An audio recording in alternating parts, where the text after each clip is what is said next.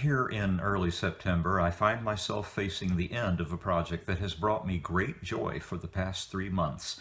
2 trips up the chromatic gamut, alternating between parallel keys over the course of the 2 separately published parts of Johann Sebastian Bach's Well-Tempered Clavier, the first issued in 1722 and the second 2 decades later. I confess a feeling of reluctance to let it go and of wistfulness as the final curtain draws near.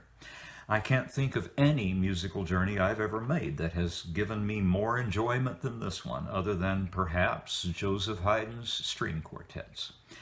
There is, as I've already intimated, another engaging journey ahead as I plan now to return to my long dormant symphony series by completing my work on the Mahler Sixth and proceeding from there. The past 3 months have been a wonderful and refreshing ride, and I hope you'll join me also for what lies ahead. I don't want to go on at inappropriate length about these 4 movements. They pose a striking contrast to what we encountered at the end of Book 1. There, the grand finale of Bach's polyphonic adventure to that date consisted of music of epic grandeur. Here, Bach seems to have prepared an unassuming exit from the polyphonic stage. That fact alone seems amazing to me. All 4 of the movements at hand are fascinating, 3 of them arguably quirky.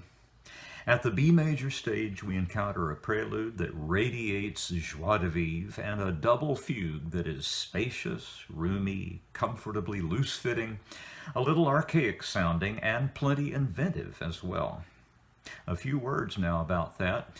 A double fugue requires a double exposition, and that is what we get here.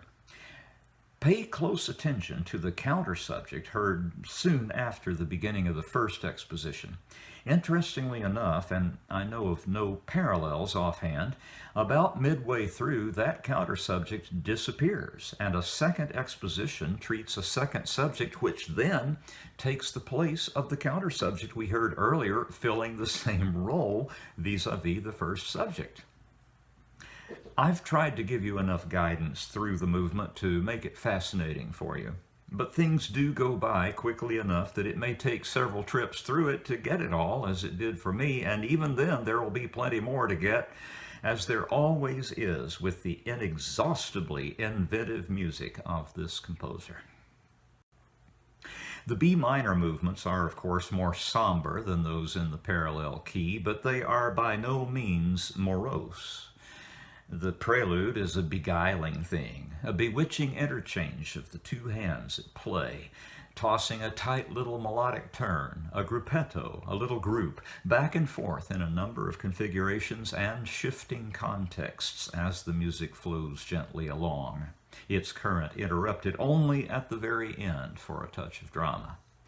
And the companion fugue is an eminently danceable passe-pied. What an unexpected treat.